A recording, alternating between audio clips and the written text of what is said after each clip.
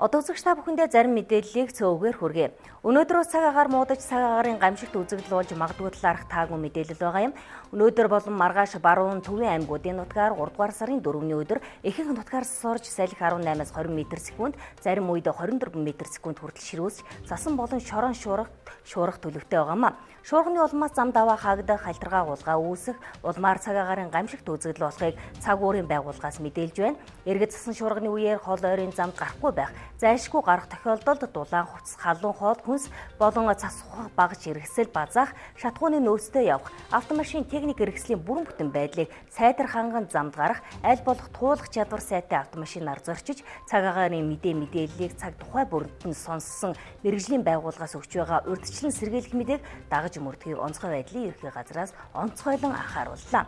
Манай орны нийт нутаг дэвсгэрийн 70 гаруй хувьд нь цасан бүрхүүлэгдсэн 18 аймгийн 98 сум цагаан зудтай, 20 аймгийн 113 сум цагаанаараа зодорхой зэрэглэлт хүрээд байгаа юм.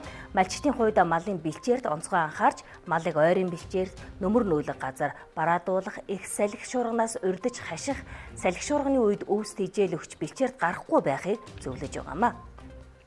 Дараагийн мэдээ, засгийн газрын хуралдаанаар улсын хэмжээнд интернетийн үйлчилгээг ижил үн тарифаар хүргэх авах зарим арга хэмжээний тухай тогтоол гарсан. Интернетийн үйлчилгээг ижил үн тарифаар хүргэх нөхцөлийг бүрдүүлж, орон нутгийн иргэдийн мэдээлэл авах эрхийг хангах талаар холбогдох арга хэмжээг авч, энэ сарын 15-ны дотор хэрэгжүүлж эхлэхийг мэдээлэл технологи шууд харилцаа холбооны газрын дарга жадан ба мэдээлэл холбооны сүлжээ компани гүйцэтгэх захирал Маргад Эрдэнэт даалгасан байна.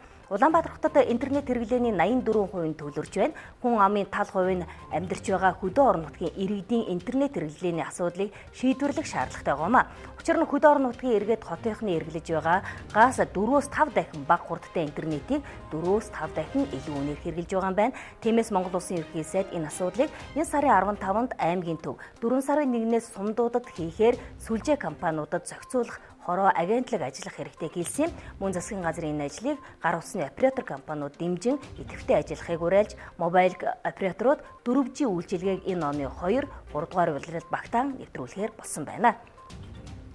За мөн сангийн яамнаас улсын орлого бүрдүүлэлт 90 гаруй хувьтай байгааг мэдээлж байна. Цалин дэтгэвэр, хүүхдийн мөнгө, тог цахилгаан, халаалтын мөнгө хугацаа алдахгүй шийдэгдэж байгаа бөгөөд алдарт эхчүүдийн мөнгийг энэ 7 хоногт багтаан олгохоор төлөвлөсөн байна. Улсын хэмжээнд одонтой 208 мянган ээж байгаагийн 78 мянган 1, 130 мянган 2 дугаар зэрэг одонтой юм байна. Тус тэтгэмжид нийт 25.6 тэрбум төгрөг зарцуулахаар төлөвлөсөн байна. 6 хүүхэдтэй 1-р зэргийн одонтой ихэд 200 мянган төгрөг, 4 хүүхэдтэй 2 дугаар зэргийн одонтой ихэд 100 мянган төгрөгийн тэтгэмж өгдөг юм байна.